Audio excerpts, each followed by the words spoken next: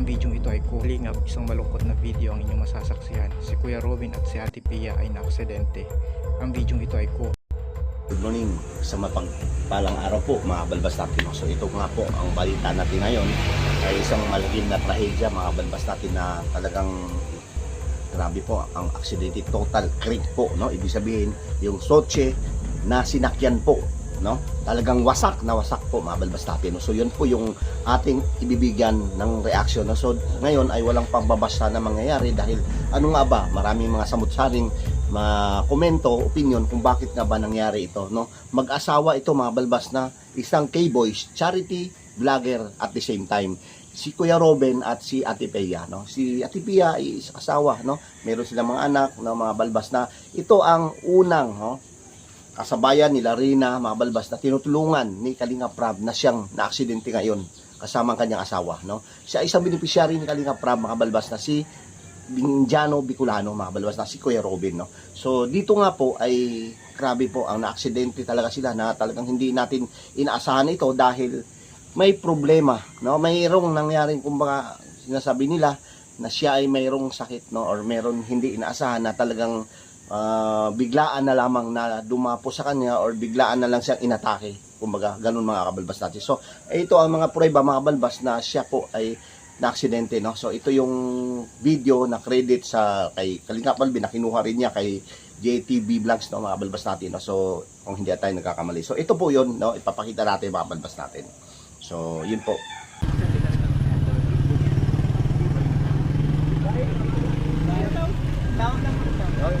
Tawag na daw po, Dok. Dahil daw po. Cross.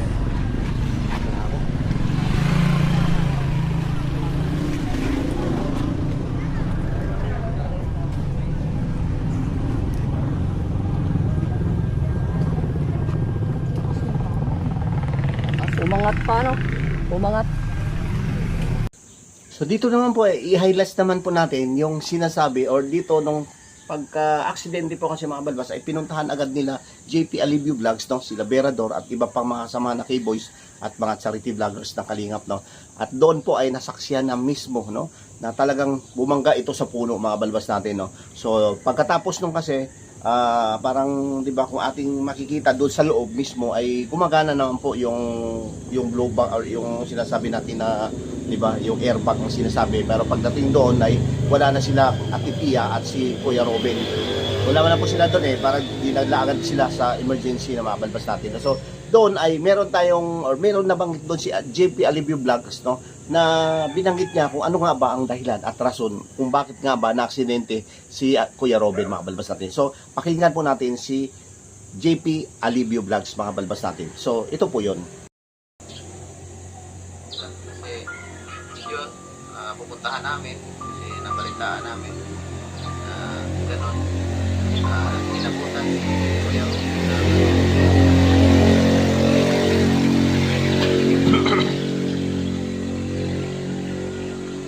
epilepsy ba yan? Ano ba tawag doon? Yung mangingisay ka, hindi natin alam kung ano yun, kung anong talagang tama na term. Kaya tara guys, puntahan natin.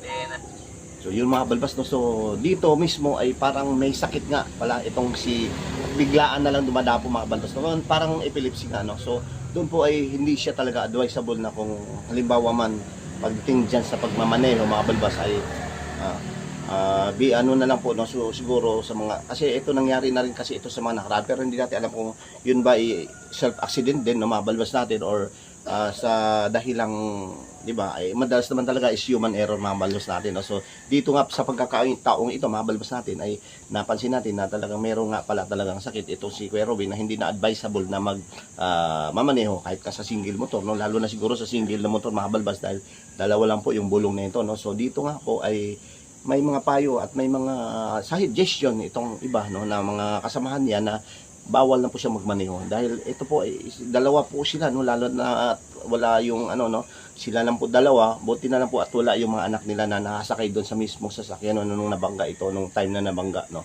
So yun nga po ang sa atin lang ay, no, ingat lang po, pero dito nga sa pangyayari ito ay hindi natin inaasahan ito na mangyari kay Kuya Robin dahil ang sabi nga ni JP Alivio ay mayroong na parang biglaang sakit or 'di ba, aksidente lang talaga ito na at ito po ay parang sakit na epilepsy, no? Parang ganoon na sila sabi niyan dito, no? So, yun po, yung ang sa atin lang ay mag-ingat na lang po sa mga susunod. Pero kung hindi nga maiwasan or ito nga sa mga gantong mayroong sakit na ganito, ay sana, no, hindi na at bawal na po talaga magmaneho ng ganito ng mga balbas natin, no? So, sa alang-alang natin, kaligtasan, syempre sa iyo, sarili at sa pamilya naman mismo. At dito nga po ay ating narinig din mismo si Kuya Bal at nagpunta po agad, no? So, ito yung pinakamaganda rito mga balbas, eh. To the point na nandun sila ay to the rescue agad si Kuya Bal, mga balbas natin. So ito po yun, mga balbas natin. Singit lang natin si Kuya Bal. Okay, so ito po yun, mga balbas natin. Ito mga balbas, no? So direct to hospital ito si Kuya Bal, mga balbas, no? So pakinggan po natin at panoorin, mga balbas, no? Sabay-sabay natin panoorin. At dito ating masaksiyan na nandyan si Kuya Robin at si Ate Pia sa Provincial Hospital ng Dait, mga balbas mismo, no? So ito po yun, mga balbas natin, no? Kunting video lang to, mga balbas.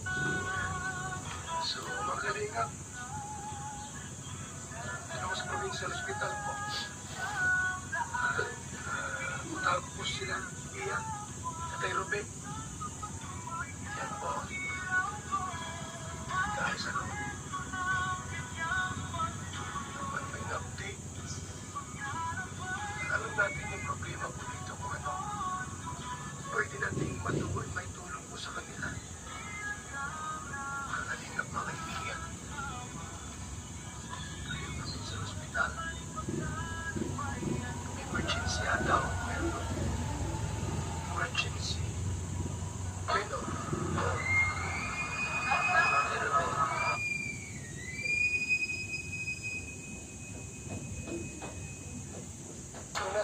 Yun, mga balbas, no? So short video lang naman ito, mga balbas natin, at talagang nakikita, napanood natin na medyo iniinda nila yung sakit na ramdaman doon sa aksidente na yun, no? So atin nabalitaan pala, mga balbas natin, na uoperahan pala itong mag-asawa dahil may bali po kanilang tuhod or dito sa paa nila, no? At lalagyan nito, no, ng stainless, mga balbas, no? So worth kulang-kulang siguro abutin ito ng kulang-kulang 200,000 ito, mga balbas natin, no? Na alam naman natin na si Kuya Robin ay walang gaano pang revenue dito sa pag-vlog niya, no? So doon nga po ay inaasahan natin dito na dito bibigyan ng tulong ito nila Kalingap Rab, Kuya Bal, ang mag-asawa, mga balbas natin, no? So kung halimbawa kulang-kulang 200, dalawa sila, mga balbas, no? So na makakapabigat ito sa kanilang dalawa bilang mag-asawa na wala namang kumbaga, di ba, pag sa pag-vlog ang kukuhanin, nakita ngayon, lalo na wala siyang hanap buhay, magkaroon talaga ng, kumbaga, di ba, ito ay, syempre, di ba, pagdating sa Kalingap ay hindi naman magdadalawang isip yun na tulungan itong beneficiary na Kalingap, ni Kalingap Rab, no? Ito yung unang beneficiary, sabay nila Rina, ito, mga balbas natin, no? So tulungan po nila, no? Ito, at syempre, di ba, may mga charity vlogger na rin po na magbibigay tulong, mag-abot, kahit si JP Alivio, no? Support natin, ay tsaka yung mga ibang mga charity vlogger din po, no, na nagpapahayag sa kanilang tulong kung ano man ang marating or kung ano, kahit ka si Kalingap Alvin, no, yung kinuha natin yung video sa kanya, clips lang naman po yun din po ang kanyang mithiin na kung halimbawa mag-viral or hindi man mag-viral ito, yung video na yon ay ibibigay niya po kay Kuya Robin yung kita, no. So yun lang po ang ating reaction sa ngayon, at isang mapagpalang, lagi mag-iingat po, mga balbas natin, no? So ang panahon na hindi talaga saklaw ang laging nasa mabuti, di ba? Mas meron talagang mga aksidente katulad ni Kuya Robin na hindi natin inaasahan, mga balbas natin. So thank you, at isang mapagpalang araw po muna muli, at sa lahat ng mga viewers natin, supporters, syempre, di ba, like, share na rin po sa ating live, at syempre yung mga hindi pa nakapag-subscribe, subscribe na rin po ang aking YouTube channel, dalawa po ito, Kalbalbas TV at ang Papa Balbas TV po, no? Thank you, God bless, at mabuhay po tayong lahat. Bye-bye!